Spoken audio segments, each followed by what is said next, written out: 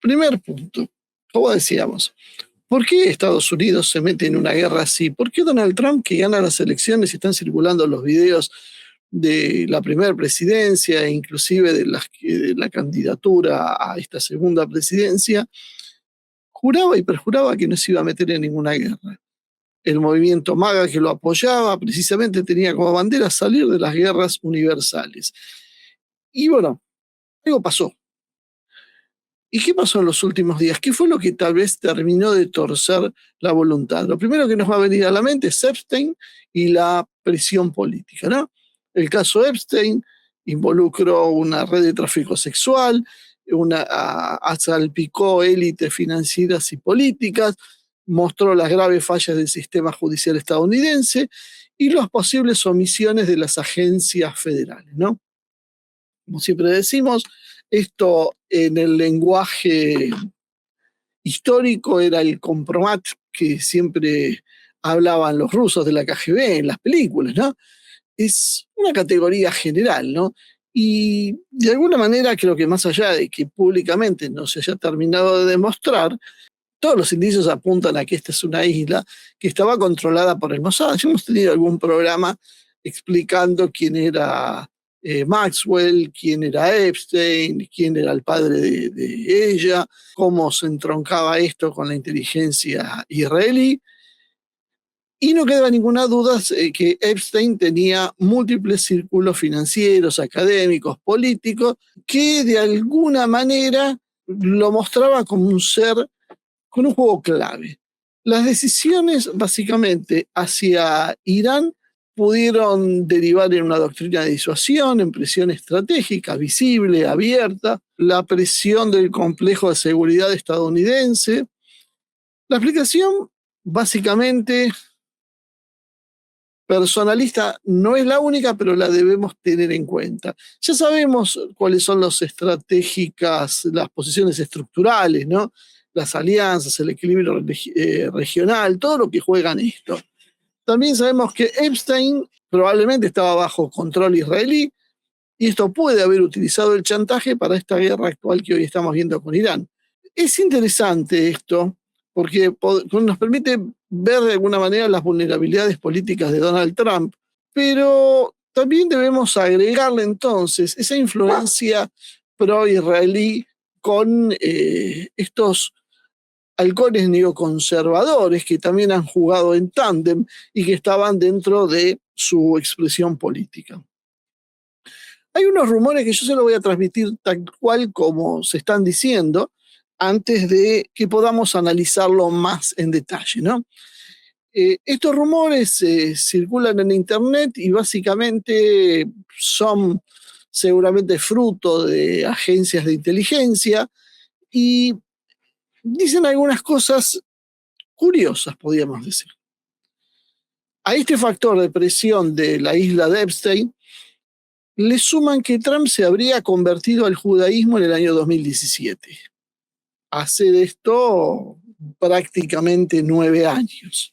Según esto se plantea, esto fue por un largo periodo de estudio y trabajo con un círculo familiar íntimo, y fue un trabajo realizado por el Mossad y sus agentes en Estados Unidos, que se mueven dentro de las altas esferas de la sociedad estadounidense. Allí habrían reclutado a Trump a través del esposo de la hija de Trump, que esto es bastante conocido, y la propia Ivanka Trump fue una de las que habría colaborado en esta situación, dado que, bueno, ella era la quien se ganaba la confianza de Donald Trump. La inteligencia israelí, según este mismo rumor, dice que explotó activamente los rasgos de personalidad de Trump, que son básicamente la vanidad que tiene, que es bastante obvia, el narcisismo, una red de poder insaciable, y sobre todo hacen hincapié en un mediocre intelecto. Es decir, Trump no se caracteriza precisamente por ser un líder brillante. De hecho, el objetivo que habría establecido un selecto grupo de judíos israelíes en Israel y en el extranjero era, según esta misma versión, lograr una dominación mundial mediante el uso de capacidades económicas y militares de Estados Unidos. A Trump se le explicaron los beneficios que recibiría al lograr ese objetivo. En una primera etapa, esto le incluiría una fama mundial y control sobre prácticamente todos los países. Pero lo más importante en el futuro, después de su resurrección, fíjese el componente místico de esta teoría, sería convertirse en la primera persona de un grupo de control en la Tierra, ya que se le reconocerían sus logros en la vida. Se convertiría entonces así en uno de los elegidos de Dios y sus acciones actuales lo ayudarían a ser el primero de los primeros. Esto puede parecer simplemente una locura, pero si ustedes prestaron atención a las declaraciones de cerca de un centenar de altos mandos militares que están absolutamente sorprendidos porque se está tratando esto como una especie de guerra santa, como un ejército que responde a la voluntad de Dios y que por lo tanto no se puede cuestionar. Trump está haciendo lo que es la voluntad de Dios, independientemente de que él quiera o no la guerra.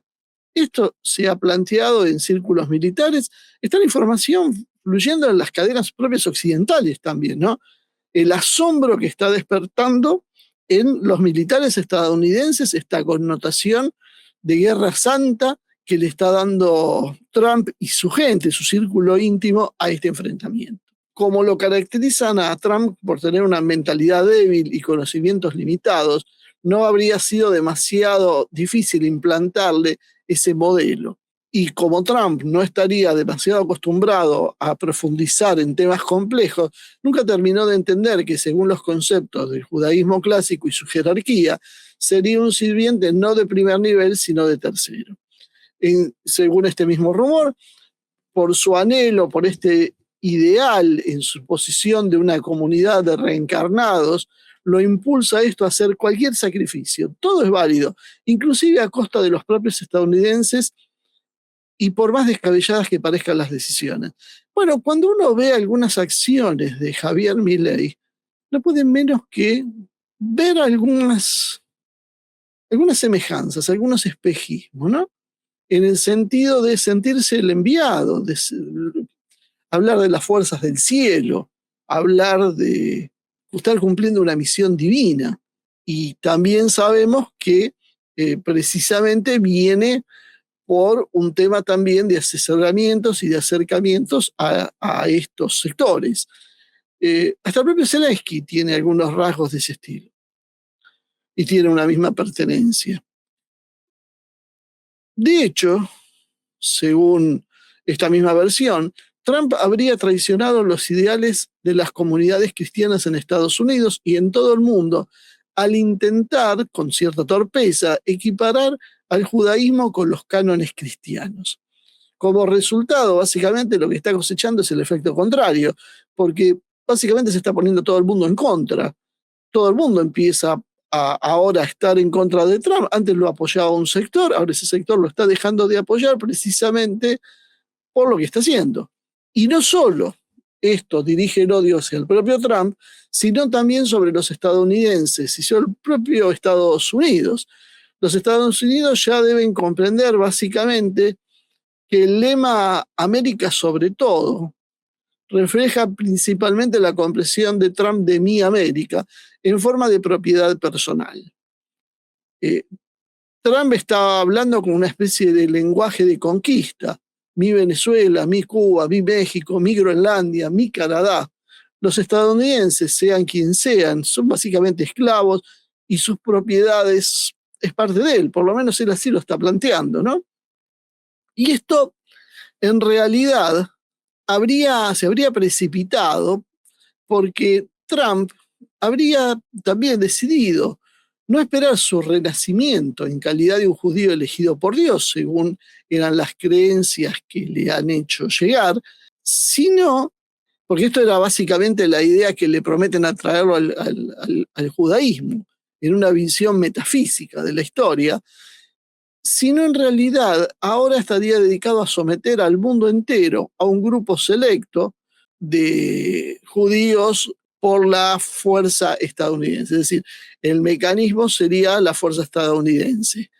El mundo entero, al menos una parte significativa ahora sería suya. Pero como decíamos al principio, estas ideas no son nuevas. Y él nunca dedicó a entender en la comprensión final de lo que significa todo esto. Estas ideas provienen de un rabino del siglo XIX, Yehiel Mishael Pines, que se le atribuyen frases como no podemos permitirnos el lujo de luchar en todos los campos de batalla. De esta manera nunca lograríamos nuestro objetivo, pues somos demasiado pocos para eso. Y la sangre de los hijos de Israel es demasiado valiosa. Nuestra arma es la Biblia y el mundo de los gentiles debe ser puesto a nuestros pies por los mismos gentiles, cuya sangre y propiedades nos pertenecen por derecho. Esto, bueno, hay muchísimos videos en internet hablando sobre el tema y donde muchos personajes rabinos hablan con total liviandad de esta visión del mundo, de los gentiles y demás, ¿no? Tal vez esto no es políticamente correcto y se plantea poco en los medios más tradicionales, pero después los videos están circulando y las explicaciones están dadas basadas en precisamente en las costumbres y las apreciaciones de los sabios. Y Yehiel Michel Pines fue en realidad un pensador y activista judío del siglo XIX que lo podíamos vincular a lo que es el proto-sionismo religioso. Nació en 1843 en el Imperio Ruso, lo que hoy es Bielorrusia, y murió en 1913 en Jerusalén. Fue parte del movimiento, perdón la pronunciación, Yovevei Sion, o sea, los amantes del Sion, precursor de lo que sería posteriormente el sionismo político formal. Se trasladó a la Palestina otomana en 1878, participó en el desarrollo de las primeras comunidades agrícolas judías tempranas establecidas ahí, y tenía un perfil ideológico interesante, porque defendía la idea del retorno judío a la tierra de Israel, representaba una corriente religiosa nacional anterior a Theodor Herzl, que se lo pone como el fundador del sionismo moderno. No era un líder militar, no era un líder ideológico supremacista, fue más bien un activista cultural y organizador comunitario que un teórico geopolítico. Pero ha dado pie a una serie de citas que aparecen en textos que se han descartado muchísimas veces como literatura antisemita del siglo XIX o del siglo XX o adaptaciones modernas sin verificarse. En realidad, esto es una característica distintiva del judaísmo, que los propios judíos se alimentan de la malvada convicción, dice este rumor que yo les estoy mencionando, que está circulando por internet, de que son los elegidos por Dios, elegidos por su Dios para exterminar o servirse de otros pueblos, excepto a quienes se conviertan en sus esclavos inmediatos. Este sería el caso de Donald Trump. Según la Biblia, por acuerdo con Jehová, obtendrían el dominio mundial a cambio de la sangre sacrificial de los paganos. A uno le puede parecer todo esto una locura, pero hay gente que lo cree, y yo siempre me planteo lo mismo. No importa si esto es cierto o no. Eso es casi, diríamos, secundario. Lo que importa es si hay alguien que lo cree y lo intenta llevar a cabo. Quienes quieren que se produzca, por ejemplo, un apocalipsis, que llegue el fin del mundo para acelerar la venida de nuestro Señor Jesucristo a la tierra, son cristianos, y independientemente de que eso sea cierto o no, trabajan por ese motivo también. Entonces, a veces no importa si esto escapa o no a la racionalidad occidental, sino si esto realmente es creído y puesto en práctica. Trump, entonces, según esta misma versión, decidió no esperar la resurrección del judío elegido por Dios, como se le había prometido, sino usar el poder estadounidense para someter al mundo entero al círculo de elegidos. Por supuesto, no hay evidencias públicas de estas cosas, no hay registro verificable que Trump se haya convertido al judaísmo en esa época, pero sí hay algunas cosas que son muy llamativas. Él oficialmente tiene una identidad religiosa que se la cataloga como protestante, primero presbiteriano y hoy como un cristiano no denominacional. Pero hay algunos hechos que ponen que esta versión no es tan descabellada, porque es cierta que su hija, Ivanka Trump, se convirtió en judaísmo ortodoxo en el 2009, antes de casarse con Jared Kushner. Jared Kushner y su familia pertenecen al judaísmo ortodoxo moderno. Es decir, Jared Kushner es considerado un sionista convencido, en el sentido de que él apoya explícitamente al Estado de Israel como Estado nacional del pueblo judío y promueve políticas favorables a su fortalecimiento. Kushner en algún momento había vendido su idea como que era lo que nosotros mismos de alguna manera creímos un poco en esa idea de, bueno, está bien, esto es muy desagradable para los palestinos, que les sacaban parte de sus tierras, pero en definitiva lo que se buscaba era un acuerdo que permita terminar con una guerra histórica en Medio Oriente. Pero bueno, esos acuerdos, entre los que era el traslado de la capital a Jerusalén y demás, terminaron en realidad con una serie de políticas que favorecieron casi exclusivamente a Israel y que no fueron luego compensadas para que esto se mantenga en un equilibrio. Como decíamos, es un judío ortodoxo, tiene vínculos familiares y financieros históricos con Israel, Kushner. Fue asesor senior de Donald Trump durante su primer presidencia, participó directamente en la elaboración del Acuerdo del Siglo y los Acuerdos de Abraham, que normalizaron las relaciones entre Israel y varios estados árabes. Defendió públicamente la legitimidad del Estado de Israel como el Estado judío, que está muy, muy curioso, ¿no? Porque se habla ahora de Irán como un Estado teocrático, al cual se lo califica como extremista precisamente por la identificación religiosa, pero el Estado de Israel hace lo mismo con el judaísmo. Kushner tiene un perfil pragmático, tiene muchos contactos con el aparato de seguridad israelí, está orientado a la diplomacia económica y normalización regional, es cercano a la derecha israelí, si la consideramos en estos términos, pero no en el sentido tan teológico, por lo menos no públicamente, no en ese sentido místico. Su influencia política en Medio Oriente fue muy significativa durante el gobierno de Trump, pero eso sí, se mantuvo siempre dentro de las estructuras institucionales del gobierno de los Estados Unidos. Lo que a nosotros nos interesa en este caso es saber si Kushner pudo haber sido un canal relevante para proyectar la política exterior de Israel. Durante la primera presidencia, como decíamos, tuvo una fuerte presencia Donald Trump de asesores y donantes pro-Israel. Kushner, Friedman, Greenblatt, Adelson, entre otros, fueron los que construyeron su base económica para enfrentar, económico-mediática para poder enfrentar el desafío electoral, junto con una base también electoral clave, que es el evangelicalismo protestante estadounidense, no solo el judaísmo. Hay un sector muy poderoso, cristiano, sionista, generalmente que juega en los dos puntos, pero muy alineado también con algunos sectores del Partido Republicano.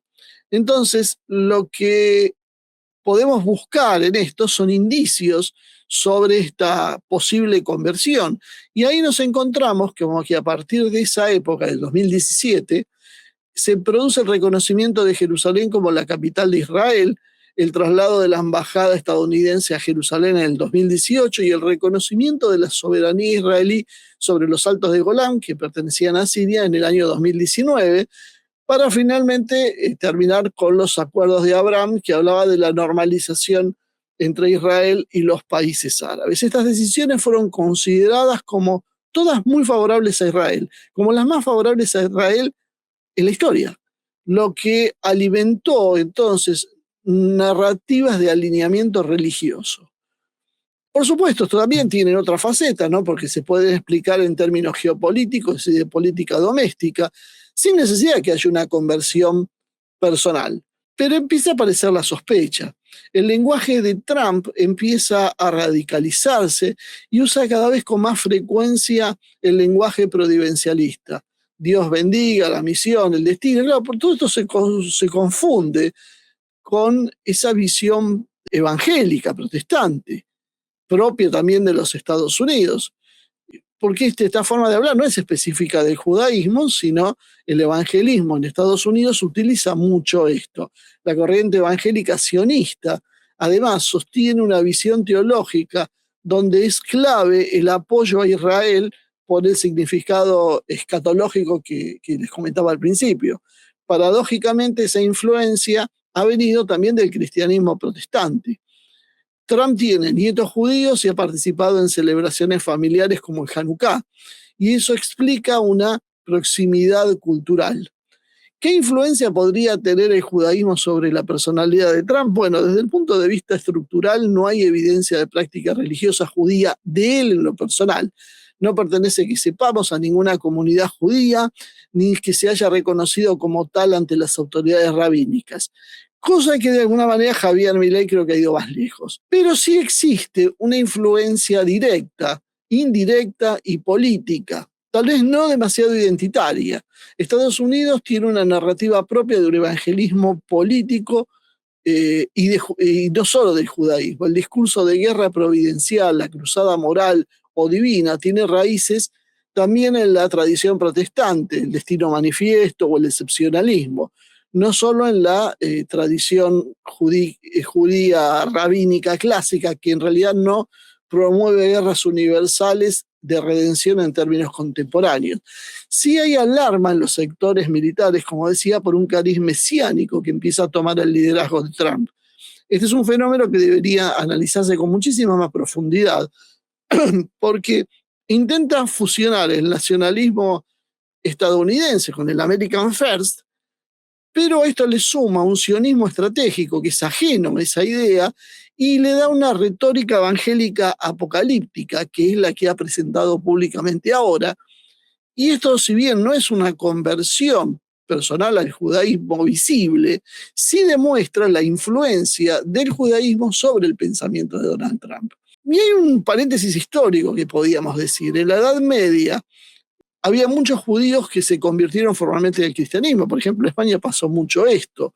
Las razones son varias y discutidas en términos históricos. Unos hablan de cohesión y presión social, otros de oportunismo.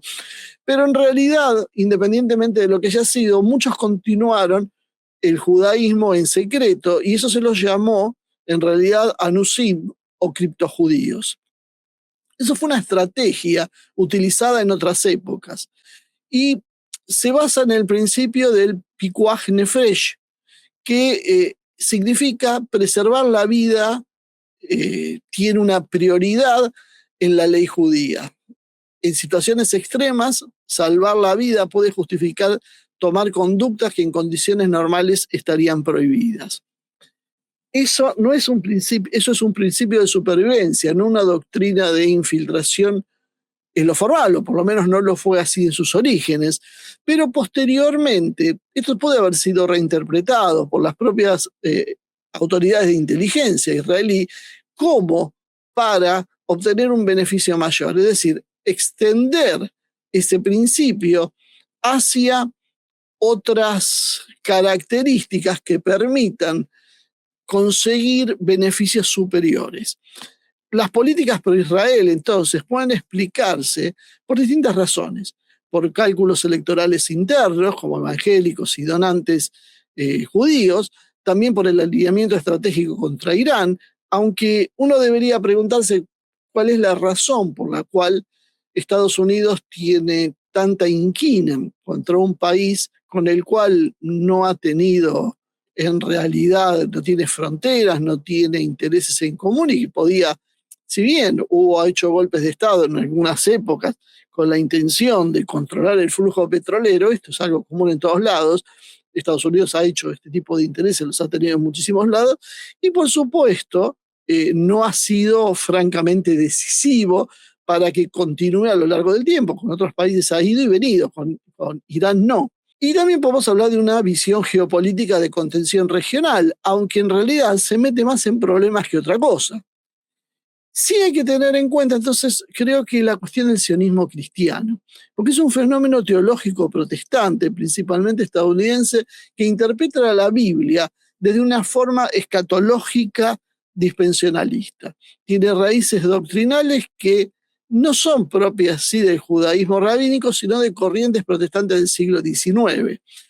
Su motivación es cristológica y apocalíptica, no halágica ni talmúdica.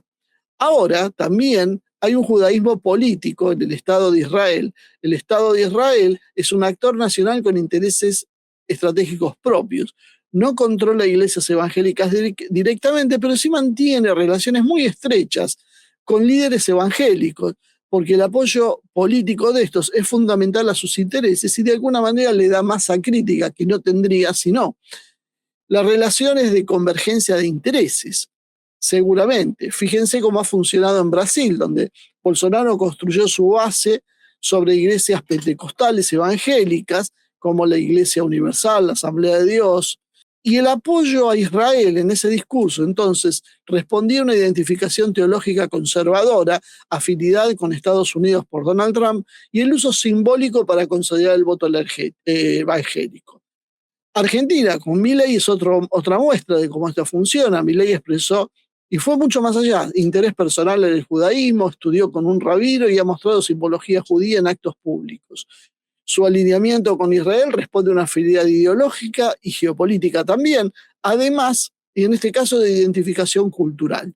Estados Unidos tiene una balanza, una alianza entre Trump e Israel que se explica por la base energéticacionista, pero también por el papel de los donantes pro-Israel, que son generalmente judíos que sostienen económicamente los movimientos pro-Israel. El evangelismo sionista es un movimiento que apoya a Israel por razones teológicas que además son propias. Desde la perspectiva judía tradicional, inclusive hay algunas tensiones, dado que, bueno, no coincide la versión mesiánica judía con la evangélica. Estructuralmente podemos identificar este fenómeno como una instrumentación mutua de actores políticos y actores religiosos. Un uso simbólico de Israel como un destinatario identitario conservador y una radicalización retórica en pretextos de polarización. Hay un flujo de financiamiento político, think tanks y lobbies, redes transnacionales y doctrina religiosa usada como motivación electoral. En el caso de Javier Milei, declaró una profunda admiración por el judaísmo, estudió textos, como decíamos, con Shimon Axel Banish, quien luego lo designó embajador argentino en Israel, cita a la Torá y a los conceptos de la tradición judía en sus discursos políticos, siendo la Argentina un país laico en principio, pero con raíces católicas, ha expresado intención de convertirse formalmente en algún momento al judaísmo, varias veces lo ha dicho Javier Milei, y ha manifestado sentirse espiritualmente identificado con el pueblo judío.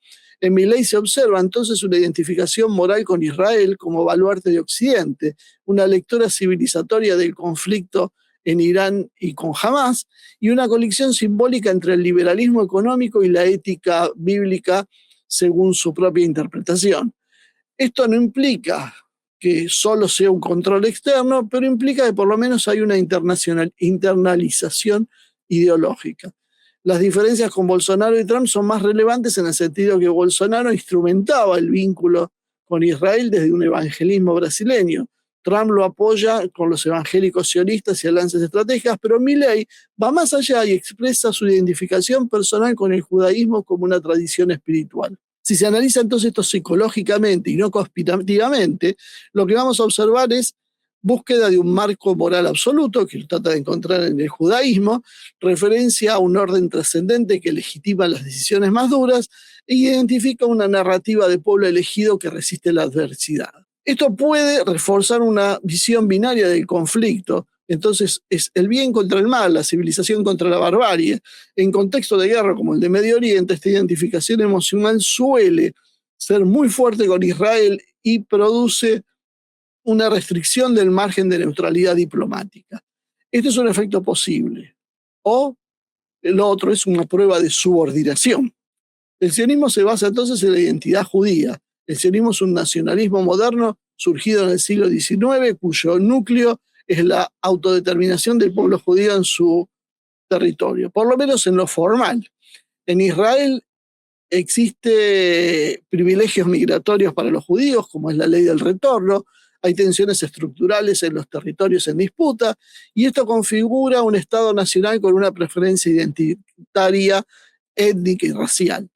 El espacio opositor no es inexistente, pero está limitado al marco constitucional de Estado judío. La identidad nacional judía es muy fuerte y el poder no está estructurado en sectores del sionismo religioso nacional. Este sector interpreta los territorios en clave bíblica, es decir, el derecho al Gran Israel son las escrituras que le quedan del Génesis. Tiene influencia en la política de asentamientos, utiliza un lenguaje civilizatorio y de misión, de mandato histórico, y esto se puede leer tranquilamente como algo exclusivista. Existen organizaciones sionistas globales, hay redes de financiamiento y lobby y hay cooperación transnacional. Israel además es muy fuerte y exporta tecnología. Son todas cuestiones claves: tecnología, doctrina de seguridad nacional, inteligencia, alianzas estratégicas. Esto básicamente es política de poder. Trump ha sido descrito como un gran aliado de la comunidad judía estadounidense e israelí, y en algunos eventos fue llamado el primer presidente judío por los comentaristas. Su hija Ivanka, como decíamos, se convirtió en el 2009 antes de casarse con Jared Kushner y ha sido celebrada públicamente por él. Trump participó como presidente en eventos judíos, celebraciones de la Hanukkah en la Casa Blanca, y promovió iniciativas contra el antisemitismo. Si esto evidencia un apoyo político a Israel y su identificación con valores y aliados pro-Israel, por lo tanto, la narrativa central del texto sobre una conversión, como el que estábamos viendo, dirigida por la inteligencia artificial, si bien está ubicada dentro del terreno de la especulación, puede ser muy atendible. Ese texto circula en think tanks ideológicos, canales de Telegram y redes nacionalistas.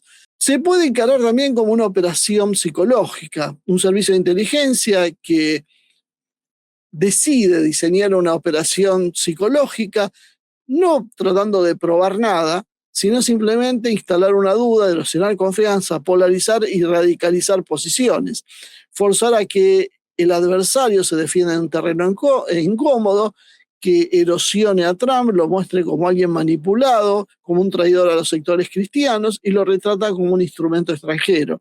Esto puede tener muchos orígenes, puede servir a opositores internos de los Estados Unidos, servicios que quieran debilitar su base evangélica, actores que quieran romper su vínculo con sectores conservadores. La narrativa central no es solo anti-Trump, es antisionista estructural. El problema entonces es que cuando el núcleo central, es decir, la conversión secreta más un plan místico global, no tiene obviamente evidencias verificables, entonces esta pieza literaria se transformaría en un terreno especulativo fuerte. La realidad es que cuando un texto usa estas categorías colectivas como grupo de selecto de judíos o dominio mundial, no es tanto un texto analítico de poder y pasa a ser más un texto que apunta a un arquetipo de debilitar la narrativa occidental, debilitar a Trump, radicalizar el discurso antisionista y polarizar sociedades. En Estados Unidos, recordemos también, y esto es más interesante, que no existe un blindaje absoluto por parte de ningún bloque. Por la propia conformación que tiene Estados Unidos, uno encuentra bloques pro-Israel, evangélicos, corporativos, militares, industriales, financieros, etc.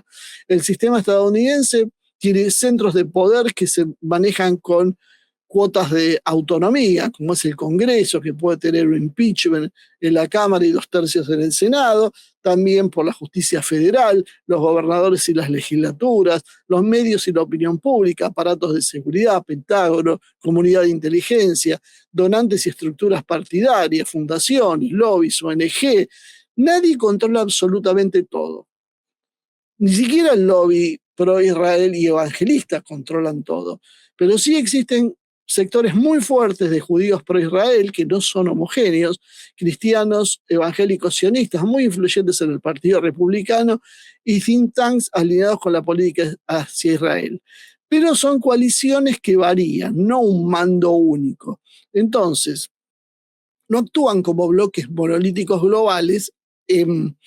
La política estadounidense del apoyo a Israel es histórico y es bipartidario, no es exclusivo solo de Trump. Es decir, todos los sectores apoyan a Israel. Y acá es la pregunta del millón entonces. ¿Qué pasa si esta guerra sale mal? ¿Lo van a blindar a Estados Unidos? ¿Lo va a blindar a Trump? Históricamente Estados Unidos ha mostrado ser muy pragmático con los actores de poder. Si un presidente pierde apoyo popular o genera una crisis económica muy severa o provoca una derrota militar severa, divide a los partidos políticos, amenaza la estabilidad institucional, normalmente los apoyos se erosionan. Ningún lobby mantiene una lealtad ilimitada si el costo sistémico es demasiado alto. Por ejemplo, Nixon cayó pese a sus apoyos iniciales, Bush perdió respaldo tras la guerra de Irak, Trump enfrentó 2 impeachment previos. Básicamente lo clave es la opinión pública y la economía. El electorado estadounidense reacciona principalmente a bajas militares, inflación, energía, problemas con la recesión, percepción de una guerra innecesaria. Si el conflicto de Irán termina llevando el petróleo a 100, 150, $200 y golpea el consumo interno, agita la inflación, el apoyo político se vuelve frágil. Los lobbies no compensan el shock económico masivo. ¿Puede significar que puede caer Estados Unidos? Sí, si se convierte en o Trump, si se convierte en un pasivo electoral, si amenaza la hegemonía republicana, si genera fracturas dentro del establishment conservador, si compromete estabilidad estratégica a largo plazo. En la política estadounidense la lealtad es instrumental. El apoyo evangélico sionista es fuertemente ideológico. El apoyo de los donantes pro-Israel es importante financieramente, pero el poder en Estados Unidos está distribuido y condicionado por instituciones, ciclos electorales, dinámica económica, fuerzas armadas y legitimidad. No es un sistema personalista. Si Trump tiene buenos resultados y controlables, se va a fortalecer. Si Trump se queda atrapado en una guerra larga y costosa, su coalición se va a fragmentar y aparece como un prudente o mesiánico.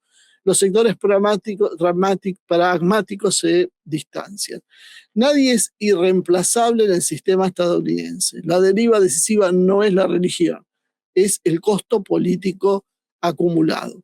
Si ese costo político supera el beneficio percibido, los apoyos se reconfiguran y el mismo lobby que lo impulsó lo va a terminar por cambiar. Entonces, a modo de conclusión, ¿Trump se convirtió? Puede ser, puede que no.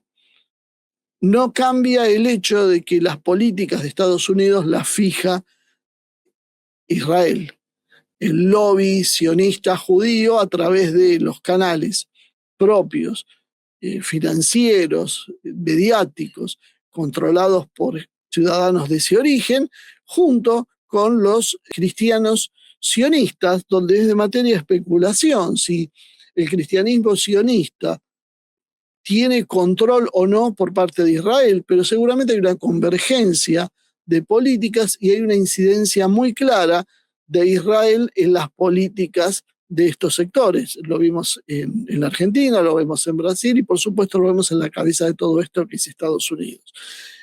¿Significa esto que Trump está blindado? ¿Que Trump puede hacer lo que quiere? No, porque este sistema no tiene ningún inconveniente en desprenderse y buscar a otro si las cosas no salen mal. Donald Trump pudo haber sido impulsado por la isla de Epstein, por que lo chantajeen, o simplemente porque realmente el Mossad hizo una brillante operación de inteligencia y le hicieron creer que es una especie de elegido que cuando se produzca, cuando Dios vuelva a la tierra y le entregue el mundo a su pueblo elegido, él va a ser uno de los líderes de ese pueblo elegido, y algunos destacan que inclusive no termina de entender cómo funcionan esas teorías, porque en realidad solo son elegidos los que pertenecen al pueblo elegido, y Trump no pertenece a ese pueblo. Bueno, esto es algo que quería comentarles, que estaba esta información dando vuelta. Podía hacerme el tonto, podía no decir nada, pero bueno, creo que la información está, creo que es curiosa, que hay algo raro que está pasando, hay algo raro que está pasando, hay una desproporción en la cuota de poder de un sector, de un pequeño pueblo en el mundo que está arrastrando, y esto es lo que nos interesa a todos hoy, que nos está arrastrando a una crisis mundial, tanto económica, financiera, en función de, bueno, de los intereses que se están tomando y el problema energético que se está generando, sino además a la posible guerra termonuclear, donde es muy difícil saber cómo se va a desprender Trump de este conflicto, dado que es casi imposible que pueda tomar por la fuerza, y ahora está barajando la posibilidad de enviar tropas terrestres a Irán, lo cual sería una actitud absolutamente demencial y pondría a Estados Unidos en una guerra interminable, que es exactamente lo que Trump quería evitar o siempre había dicho que iba a evitar, y hoy está haciendo exactamente lo contrario. ¿Qué lo motivó a eso? ¿Cuál fue el cambio? Bueno, nosotros lo ponemos arriba de la mesa. Esto es lo que escuchamos, esto es lo que se dice, esto es lo que se comenta en redes de inteligencia, y bueno, cada uno puede ser libre de entenderlas, de compartirlas, o de no creer y desechar todo esto como una teoría conspirativa, pero está bueno tenerlo presente en el menú.